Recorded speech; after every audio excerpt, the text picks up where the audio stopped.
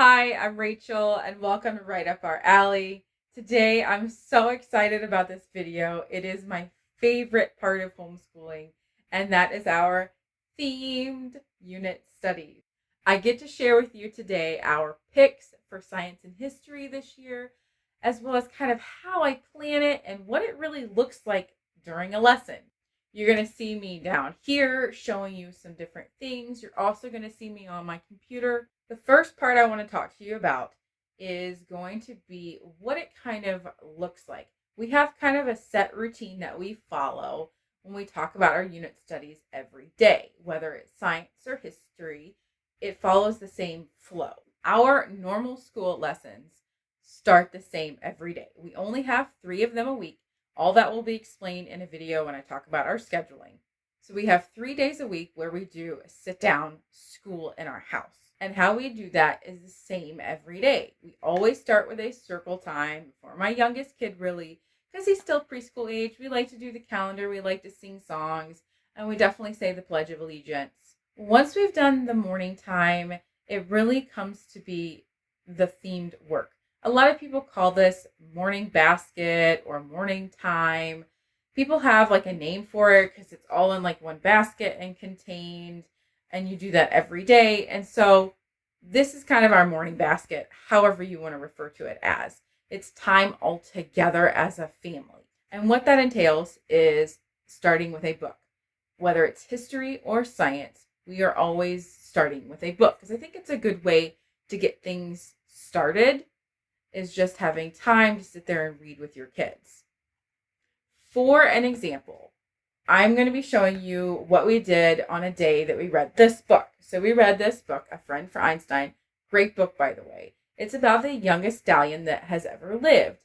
His name is Einstein. From this book, we could talk about the sizes of horses, how they're measured, what makes a pony versus a horse. And so we went into how horses are measured by hands. So we learned about that. To me, that's science. And then from there, we traced our hands. And after we traced our hands, we then measured in inches and centimeters. So you're learning science and math. And next, we actually put some tape on the wall as to where Einstein would be, and then where the largest stallion would be that has ever lived. And you compare the two, and it almost went through the ceiling. It's insane. We were like, I can't believe it's this high. I needed a ladder to get up there. It was so funny. The kids put themselves against the wall where the tape was, and then it was really cool to get to see how they measured up to the biggest horse and how they measured up to the smallest horse. And then my son, he writes after we do these activities. When I'm doing my one-on-one time with my other kids, he has a themed reading or a themed writing time. Usually it's both. It kind of depends on how long the lesson has been, if we could do both a reading and a writing. And it varies day by day. But usually he will do at least a themed writing, and it's something like, what are the 3 facts you learned from today's lesson? What stood out from you? And I usually require at least 4 to 5 sentences because he's at that point where he can really do that. If your kid is a little bit younger, for instance, my daughter did a little bit of handwriting work where I printed out worksheets like horses are mammals, and it was written a couple of different times. You just had to trace the letters. There's a lot of different things you can find online, which I will show you during my planning in just a minute. Sometimes in a lesson, you are going to be talking a little bit more in detail with your older kid about something. For instance, when we did breeds, we talked about all the different types of faces and the different kinds of colors and spots. And so that went into a lot of detail. And so my son wasn't as super interested. So what I did was I actually we had some horses from my daughter, loving horses. So we brought those along, and he just sat there and he played with all the different horses. And I pointed out ones that maybe were black, and then ones that were, spotted and white, like the Appaloosa. And I just pointed them out to him as he was playing. And so he still got some knowledge, but he didn't have to hear all of the other wording that my older son didn't necessarily hear. And by the way, I promised my daughter in this video somewhere I would show her horse with her bows that she added because she was really happy to show this to you guys. She loves dressage. She might be getting into it. We'll see. I do my best to really get my younger kid as involved as possible, but I know they're not always going to sit there and listen to me talk. So I try to make sure I have other activities available in addition to the horses. I would also do some coloring pages. You can print things online. You can also buy books like this. This is the Dover coloring books. I really love these. We pretty much have at least one coloring book per topic we talk about, just because I think they're really, really cool pictures to color. And a good amount of them actually have facts, really interesting facts in them, as well as coloring pages. We have done some things like this where they're reusable stickers, and they just go through and put different stickers in different scenes, as well as lots of other little activity type books. For my daughter, used this one a good bit and went through them all with stickers and drawings, and you could tell she really loved this book. She did a lot in it. All right, now I'm going to take you upstairs to show you on my computer our picks for this year, as well as how I planned these lessons. Welcome to the planning hub. I like to call my dining room table. I have my laptop here, and behind me is usually where the kids get to play. So if you hear lots of noise or see a kid coming in and out, then it's life. So it is what it is. I'm pulling up OneNote here, guys. If you've seen some of my videos before, you know that I like to do notes and I like to plan in OneNote in general. So you're going to see a lot of that. Here is a look at what we are going to be studying in our units this year for history and science. It's laid out here. I'm just going to kind of leave it here as I talk real quick so you guys can jot anything down you might want to take notes on. But basically, we're going to have 10 main units of history, ranging of all the different, so to speak, eras of America, where it started and to today. And in there, because of the election this coming year, we're definitely going to be doing a week of elections. For science, we're going to be doing just 5 units this year, and I'll explain in just a second how I got here. But basically, space, geology, dinosaurs, animal kingdom, and bugs is what we're going to be covering this year. But basically how I got that is, I know I am going to be studying 37 weeks. Okay, and that is determined by my plan, and I will discuss that another day. But we're going to be going 37 weeks, which means we do 3 days a week per school week. We game school one day and we go to co-op one day. So the 3 other days in that week are, shall we say, normal days.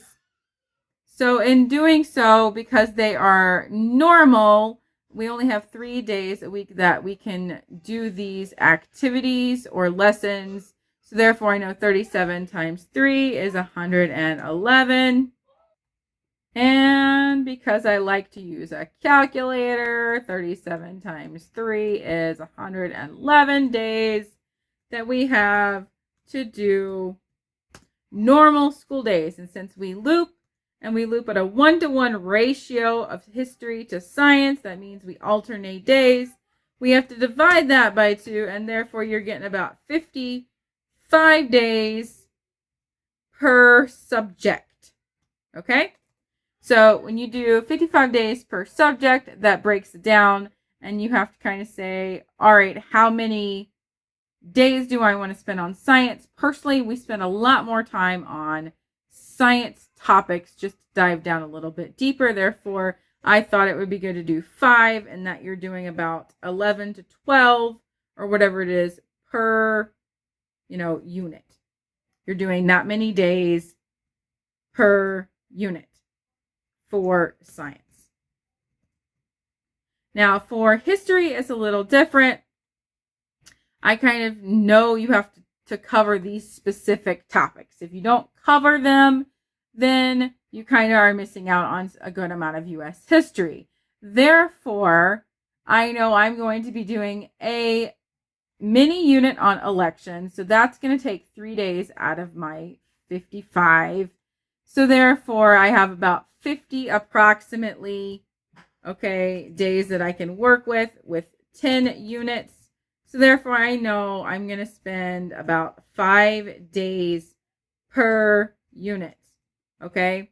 So these are only going to be about a week and a half, and I might spend more time on Native Americans and not as much time on explorers, or I might spend a ton of time on the American Revolution and we have to, take away from the wars or something like that. It just kind of depends on what we end up doing. If we really like something, and we might even not finish and we can move it to another year. You guys know by this point, I don't stress about things too much. So here, that is just a layout of the topics we're going to cover this year. Now I said I'm going to go into how I sort of plan a lesson. And I'm going to go back, and you can see here I have my science units all laid out here. I don't know if I started doing my history, but I have not finished those yet. So we will go into last year's lesson plans. I'm just going to go, because I mentioned the horse unit earlier. It's easier if I just kind of talk about the same thing than trying to go into something different. Basically, my first step, number one, is I go into what am I trying to teach my kids for this unit? What do my kids need to know? Well, Nathan is 3, almost 4. So he can understand the concept of what a mammal is. Claire, the same thing. She's almost 6. She can kind of get to know the differences between humans and horses. We had just studied the human body, so it was really easy to jump over to how the differences and similarities were to them. Parker goes a little bit more further, and we talked a lot about the body system and how similar and how different it is, as well as how different and similar the life cycle of a horse is to humans. We dived down a little bit deeper into that. Then we talked about what makes up a pony versus a horse, and what exactly is a donkey, and we went into the history of horses and the different breeds. Basically, I just wanted us to know as much as we could about what makes up horses. Parker, I just wanted him to see if he could grasp enough concepts. I tend to kind of put a little list of vocabulary whenever we're doing a topic. I'd like for them to have a general understanding of what those common words mean.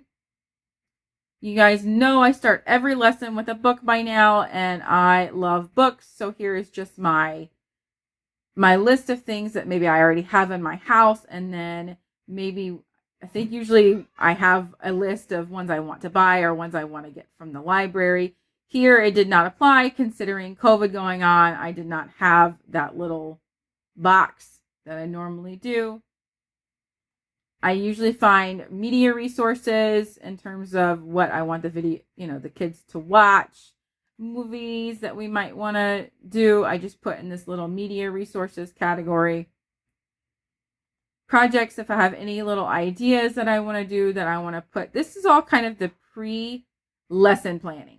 I kind of come up with ideas, figure out where I want to grab things from. Field trip ideas. There wasn't a lot other than horseback riding, considering COVID going on again. And then I come up with like a supply list of things that I've already kind of come up with. Now, after all, I've compiled all of this, the goals, the books, the resources I have or that I would like to do, the projects we want to maybe do, I go into actually lesson planning. Okay, I'm going to do 8 or 10 lessons for this specific topic. What are we going to cover? Day 1. Lesson 1. We're talking about the mammals, right? Because that's the number one thing I want all the kids to learn is what makes up a mammal, right? Is a horse a mammal? Yes, it is. Okay, why is it a mammal? That kind of thing. The next thing is horse versus humans. We're talking about the differences. And then on day 3, what I talked about earlier, and the video is how a horse is measured. So yes, I planned that out. I knew exactly what I wanted to do, except for look at here, a few horses measured out in string. Okay. So my original idea was to measure it out on string and see how the differences just between strings. Well, the kids didn't really understand that concept. So that's when we did it against the wall, and they saw really how tall the horse was. So just because I have a plan doesn't mean it's going to work. Okay. My plans sometimes don't work and I have to change on the fly, or I might have to do it another day because I just can't come up with something. I absolutely love OneNote for a lot of reasons, but the main reason why I love OneNote is I can grab something from Pinterest, I can grab something from YouTube and just put it right in here with the link, and it'll take me right to it. I can pick it up on my phone downstairs when we're doing a lesson and play it on my phone or the tablet or even my laptop. I can just use so many different resources with OneNote. And it is wonderful. If I come up with an idea when I'm out and about, then I can do that as well. It is just so useful. That is why I absolutely stand by OneNote for so many different things. So how I kind of come up with these specific activities and things I'm going to be doing on a daily basis within these lessons is I hit up Pinterest, guys. I am not full of original ideas sometimes. Sometimes I'm completely lost and I do not know what to do. So I'll go into Pinterest, and I have a horse unit study here, guys. If you guys want one already, it's there. I have free resources, free printables, lots of different things you can get. It's all free. Lap book things, book ideas. This is where I get my stuff from. If I want to find a specific book or something someone might recommend, there is the Friend for Einstein, guys. See, I didn't get it just from Googling. I got it from Pinteresting for sure. I love Pinterest for unit study ideas. I think you guys would enjoy it as well. Please, this is my specific board. You guys are more than welcome to come follow me. I will put the link down below to make sure you guys can find me. If you ever want to follow along with me on anything we are doing, then definitely check this out. This is where I get my ideas from, and I think you'll really enjoy it and get good inspiration as well. Thanks for watching this video. I hope you found it useful and helpful.